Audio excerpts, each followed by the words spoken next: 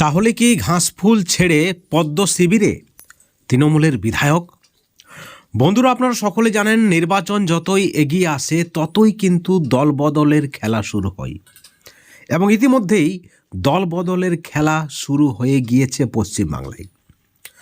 SIR নিয়ে অনেকে আতঙ্কিত রয়েছেন। 16 ডিসেম্বর এসআইআরের খসড়া বের হবে এবং সেখানে অনেকেই মনে করছেন প্রচুর পরিমাণে ভোট কাটা যাবে এবং কোনো না কোনোভাবে এই ভোট তৃণমূলের ভোট বলেই দাবি করছে রাজনৈতিক মহল। ঠিক এই পরিপ্রেক্ষিতে যদি আপনারা দেখেন মুর্শিদাবাদ থেকে শুরু করে আরও অন্যান্য জেলায়, তাহলে কিন্তু তৃণমূলের ভাঙন শুরু হয়ে গিয়েছে। ঠিক এই পরিপ্রেক্ষিতে যে খবর উঠে আসছে, এবার ঘাসফুল ছেড়ে পদ্ম ফুলে যোগদান। বন্ধুরা, আপনারা জানেন যে অনেক সময় সত্য কথা সামনে বেরিয়ে যায় বা সত্য কথা মুখে চলে আসে। ঠিক এইভাবেই একটা সত্য কথা বলে ফেললেন তৃণমূলের বিধায়ক এবং তাতেই রাজ্য রাজনীতিতে একেবারে তোলপাড় পড়ে যায়। শাসক দলের চরম অস্বস্তি শুরু হয়। তিনি আর কেউ নন, নন্দকুমারের তৃণমূলের বিধায়ক সুকুমার দে। তিনি বলেছেন, তার যে মন্তব্য আপনাদেরকে শোনাবো আমরা। তিনি বলেছেন, আমরা বুক ফাটিয়ে বলি উন্নয়ন করব, কিন্তু বার্ধক্য ভাতার কথা বললেই আমাদেরকে এড়িয়ে যেতে হয়, লুকোতে হয়। অর্থাৎ তিনি পরিষ্কার অর্থাৎ বাস্তব চিত্র তুলে ধরেছেন।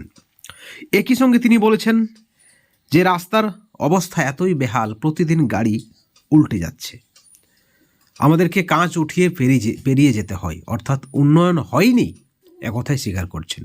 যখন রাজ্যের মুখ্যমন্ত্রী রাজ্য জুড়ে সভা করছেন, উন্নয়নের বুলি আওড়াচ্ছেন, আপনারা দেখেছেন সেই কর্মসূচি নবান্ন থেকে উন্নয়নের যে জোয়ার বইয়ে দিয়েছেন তৃণমূল দল, তার খতিয়ান তুলে ধরেছেন রাজ্যের মাননীয় মুখ্যমন্ত্রী। ঠিক এই পরিপ্রেক্ষিতে তৃণমূলের বিধায়কের বেফাঁস মন্তব্য চরম অস্বস্তিতে ফেলেছে রাজ্যের শাসক দলকে। বিজেপির দাবি বাস্তব সত্যটাই তুলে ধরেছেন তৃণমূলের বিধায়ক, নন্দকুমারের বিধায়ক সুকুমার দে। আপনারা জানেন নন্দকুমার বাজার থেকে নন্দকুমার হাইরোডের পর্যন্ত যে অবস্থা অত্যন্ত খারাপ, প্রতিদিন নাকি গাড়ি উল্টে যায়। ঠিক এই পরিপ্রেক্ষিতে তৃণমূলের বিধায়ক যে মন্তব্য করেছে, কার্যত বেফাঁস মন্তব্য করে তিনি সত্য কথাটাই বলে দিয়েছেন। এদিকে তৃণমূলের ভয়, চোরের ভয় যেখানেই সন্দেহ হয়, ব্যাপারটা আপনারা বুঝেই যাচ্ছেন যে বেফাঁস মন্তব্যের কি কিছু কারণ রয়েছে। বেফাঁস মন্তব্যের কি কিছু কারণ রয়েছে? তাহলে কি তৃণমূলের বিধায়ক ভিতরে ভিতরে বিজেপির সঙ্গে যোগাযোগ রাখছে? ইতিমধ্যেই তৃণমূলের অন্দরে সার্ভে চলছে, অনেক বিধায়কের নাম কাটা যাবে যারা নাকি গোপনে গোপনে বিজেপির সঙ্গে যোগাযোগ রাখছে। বন্ধুগণ, তাহলে কি দলবদল শুরু হয়ে গিয়েছে? বিজেপির পক্ষ থেকে যে দাবি করা হচ্ছে বারবার বিভিন্ন সময়ে, তৃণমূলের এমএলএ এমপিরাও কিন্তু বিজেপিতে যোগদানের জন্য গোপনে যোগাযোগ করছেন। তাহলে কি সেটাই বাস্তব, সেটাই সত্য? কি মনে হয় আপনাদের এই ভিডিওর পরিপ্রেক্ষিতে? আপনাদের কি মতামত, আপনাদের কি প্রতিক্রিয়া? অবশ্যই আপনারা আমাদের চ্যানেলের কমেন্ট সেকশনে কমেন্ট করে জানাবেন। সকলে ভালো থাকবেন, সুস্থ থাকবেন, কিন্তু কোনো ধরনের হিংসা থেকে, দুর্নীতি থেকে দূরে থাকবেন। Thank you so much.